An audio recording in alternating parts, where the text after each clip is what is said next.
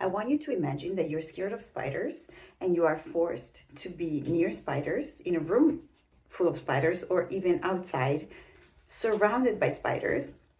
They are unpredictable, right? Like some move towards you, some move away from you. You don't really know what's happening. On top of that, you can't move freely because you're on the leash. So you're basically, someone else decides how close the spiders can get to you. And sometimes they even force you to go closer to the spiders. What would you do? You would scream, you would try to run, you would probably like grab the nearest shoe and like try to like throw it at the spiders. That is exactly what is happening to your dog. Your dog is fearful of dogs or other people or cars or, loud noises or anything outside. That is exactly what is happening to your dog. So let's talk about how to fix it. First of all, let's talk about the word itself. I don't like the word reactive. I think it's very useful for professionals or when you're talking to the vet or, any behaviorist or dog trainer, but it's not useful in your day-to-day life because you're a dog parent. What you're supposed to do is try and put yourself in the shoes of the dog and be like, okay, what is it that they're actually experiencing? So I think it would be best if in your vocabulary, in your day-to-day life, you use and think about your dog as fearful, as scared, as anxious, because that is exactly what is happening, to be honest. So why not give it the right word? So how do they get better? Is it possible, first of all, to get better? Yes, absolutely. It's not only possible, I've seen it, I've done it. I mean, I've helped my clients do it multiple times, so many times. I want you to know that it is possible and you can do it. How do you do it? Simple. You slowly reintroduce dogs and or strangers or whatever, let's call it a trigger, to them. Imagine you're afraid of public speaking, right? Like what, you wouldn't just go up on a stage and talk to a crowd of like 500 people immediately. What you're going to do is like slowly introduce public speaking and like try out public speaking first with your friend, then at work, maybe with a few colleagues, and then a larger group, and then a much larger group, and blah, blah, blah, blah, blah. So that is exactly what you're going to do.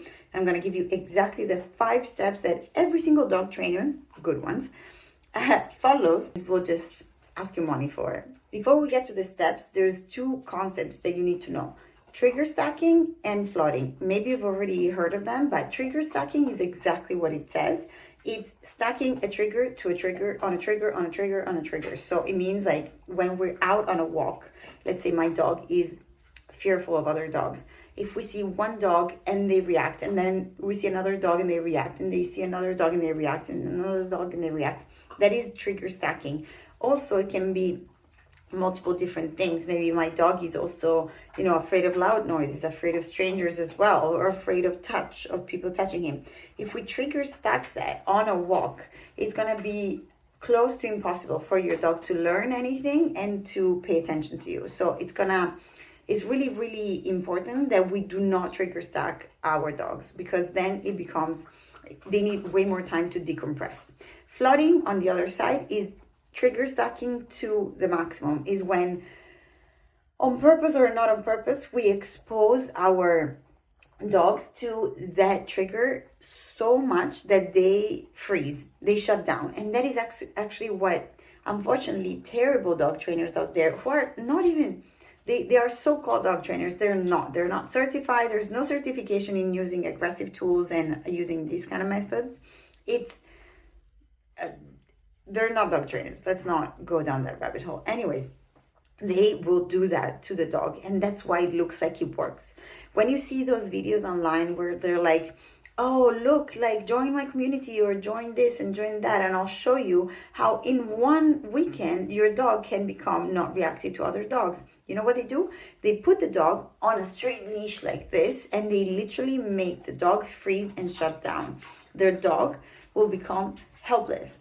Basically, it's called helplessness. It's when the dog is like, okay, I cannot do anything about this. Imagine again, you're in a room full of spiders, and at some point all the spiders like come up to you and you are like leashed and like you cannot move. You're just gonna give up, and you're gonna be like, you know what? This is life. Let them come at me. What do I have to do? I'm just gonna freeze and shut down. That doesn't mean I'm not scared. That doesn't mean I'm not anxious. That doesn't mean I'm not shitting my pants. it means I'm going to shut down. That's flooding. Let's avoid it. Last but not the least, do not label your dog. Sometimes Ivy, my dog, who is happily friendly with like so many dogs off leash, she can be reactive on leash. We've been working on it. She's much better, but sometimes she will react to some dogs. Again, it doesn't mean that my dog is reactive. It just means that in that moment, something about that dog made her scared, or I don't know, she was anxious about the situation. There was something that, in that situation made her like that. It's like humans. It's not like we love everybody. It's not like we always behave the same way, right? Like we always have different reactions to different stimuli and different triggers in general. So don't label your dog. Just think about it as my dog is scared, my dog is anxious, my dog is whatever, and you will see the difference. So on to the 5 steps. First of all, pause everything you're doing, like for 2-3 days, maybe a week, depending on the intensity level of your dog's reactivity. Let me use the word because we're talking dog training terms. Just pause. No more triggers. No more exposing them to the triggers. So they're scared of other dogs. For 2-3 days, don't take a walk outside. If you have a garden, great. Like go into the garden to pee and poo to release, but like otherwise, don't go outside. If you have to go outside because you live in an apartment building or something like that, go when it's like early morning or late at night when there's not going to be anybody around. Get even some pads in the house. Just make sure that you're enriching them, of course, during those days inside the house with licky mats, like with anything to chew, stuff to tear apart. Maybe if you can, of course, if you have a garden or something, let them dig. Let them do a lot of the things, like play with them a lot, of course, enrich them, but do not take them out. So make sure that for a few days, they are trigger free. And that will prime their brain to be able to handle the step 2. Okay, so it's been a week, it's been a few days, and you haven't taken your dog on walks. And what you're going to do is you're going to go outside and you're going to bring high value treats. You need high value treats. High value means cheese, roast beef, chicken, liver pate, none of the processed stuff none of the normal treats, even if it's natural, whatever. No, it needs to be very high value. You know your dog best. If you don't know what they love, truly love, try it out at home, buy a few things, and don't be cheap. Just like buy a few things. Trust me, you're going to need high value because the more you like, the more intense the trigger, the more you have to compete against that trigger. So it means like whatever you're offering needs to be better, much better, or like good enough that they could, get distracted even just for a little bit, So that is your first thing. You go outside, you have your high value treats, you cross, let's say you're on the sidewalk and you're going to the park and you cross a dog. What happens? Let's talk about reactive dogs. You're gonna make space. This is the number one thing. This is the secret. This is the secret to the dog trainers will make you pay for it. This is exactly what we're gonna teach you. You have to distance yourself from the trigger, you and your dog, of course. So this means turn around. Is your dog in front of you and you have nowhere to go? You turn around. You literally just turn around from where you came from. If you can, cross the road 1,000 times. You have to cross the road 20 times before you get to the park. Absolutely. Do it. Absolutely do it. Try to go in places or try to walk early morning, late at night, or if you have a car and your dog is okay with the car, take the car and go maybe somewhere further away or somewhere where there's going to be less dogs. The idea is that you also enjoy the walk. So Jesus Christ, if there's going to be so many dogs, at the beginning it's going to be really, really hard. So start with less dogs if you can, less triggers, less triggers if you can. And then slowly you're going to be able to, it's going to actually be much nicer when you see a dog because you're going to be like, oh my God, like look at how much he is progressing, like my dog, right? So it's going to actually be something you're going to look forward to. I swear, I know you don't believe me now, because if you have a dog reactive dog, or a stranger reactive dog, or like a dog who reacts to cars and stuff like that, you're probably just like, you don't see a future where your dog doesn't do that. I can assure you it's very easy. It's not very easy, but it takes patience, but the steps are easy. So make space. Just one small note: what to do if my dog is already lunging and barking.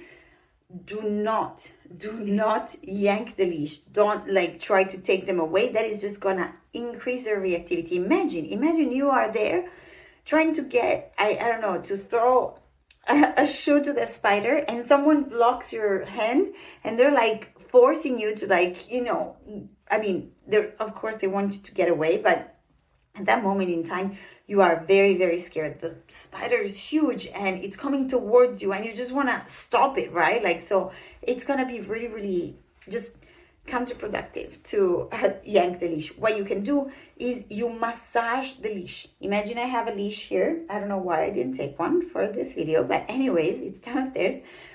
You massage the leash. You kind of got the idea, like this, without pulling, and that will signal to your dog that is what you want them, like you want them to just turn around. Basically, as soon as they look at you, grab one of those high value treats and like lure them away, like lure. This is very hard for me to say, but like lure them away. Want to get away? Perfect. You're still calm. Give a lot of treats to your dog. Your dog did exactly what you wanted them to do, which is come away. Just, continue your walk and get to the next, go home, or whatever, the next step is. Another thing is, we don't necessarily need the dog to look at us. Like, the dog will not look at us. We can just let the dog look at the trigger. Looking at the trigger is not a problem. Your dog is just trying to understand where it's going, like what is going to happen, and that's it. What you're going to do is you're going to toss those treats on the floor in front of them, so that they can see it, and slowly they will start looking at you. Once they look at you, of course, you give it with your hands. But what I'm saying is, just let them look at the trigger. Don't fixate on them having to look at you. Okay, it's not a thing. So step four, do not skip this step. Decompress after the walk. What does that mean? It means that the walk was hard for both you and the dog, probably, especially at the beginning, especially for the first few months. So what you're going to do is, when you come home, you're going to give them a licky mat or a chew toy, or not a chew toy, like a safe, dog bone chew something, because it's going to be very important for them to decompress after the walk. That's just it. Step 5, and this is when, it gets better. Once, you've done this for a while, depending on, again, the intensity level of your dog, it's going to take a while. And again, they might, it's not going to be linear progress. It's going to go up and down. It's going to be a little bit of a roller coaster, but like, don't be, just be patient and believe in yourself, because it's going to happen, and believe in your dog. It's going to be happy. It's going to happen. It's going to get better. What is going to happen is that when you get to a level where you think that your dog is on the walk, especially when they're on the leash, just, immediately as they see a dog, they look at you, because they're like, well, I'll get a treat, right? Like, that's kind of like what you're teaching them with all of the steps before. Once you see that they're not really reactive to other dogs, it's time to reintroduce them to dogs, because the goal here is not to live a life where your dog does not get along well with any dog. Your dog wants to play with some dogs. Your dog wants to be happy around other dogs. It's just not going to be all dogs. So step 5 is find your crowd. This is not going to be easy. Maybe try first with like some friends' dogs, or some dogs at the park that you see that they're very, very calm around other dogs, that they're not super rowdy. They're not, and maybe they even tolerate dogs who might be a bit more, intense. So choose those dogs, and around those dogs, try and let your dog, go and play. What does that mean? At the beginning, it might mean we have to fake freedom, right? So we want to be able to control our dog no matter what happens. So we can put them on a long line. The long line will make them believe that they're off leash, but they really aren't. We can even let the leash just go on the floor, but we know that we can stop it much easier if, you know, anything had happened. If your dog showed real aggressiveness towards dog, as in biting or, you know, biting really, please do put a muzzle on your dog when you do this. It's super easy to get them used to the muzzle. Just use some treats, like don't shove the muzzle in their face. Just grab a muzzle that is big enough for, you know, even bigger than their, you know, that their face, and just, you know, take some, not kibble, like take some treats and like introduce the muzzle slowly like you would anything else. Actually, I'm gonna make a whole other video about muzzles, but in the meantime, just just reintroduce in that way. It's so very important that you do not keep your dog away from other dogs their whole life, because that is actually what might even increase the frustration and the, you know, the reactions, like increase the level of intensity of the reaction. So I'm just gonna say it right now, your dog is gonna love other dogs. It's gonna love other dogs. So, and strangers or people or whatever it is. I know now I fixated the whole video, like I focused the whole video on dog reactive dogs, but I think that's actually probably the most common. Anyways, hope you like this video, and well, let me know in the comments if you managed to take the steps and do and achieve, you know, the results you want to achieve. Again, be patient, assume good intentions of both other people and dogs. And I know it's really hard when, you know, your dog doesn't like other dogs or has these kind of behaviors, but it gets better. I can assure you it does get better.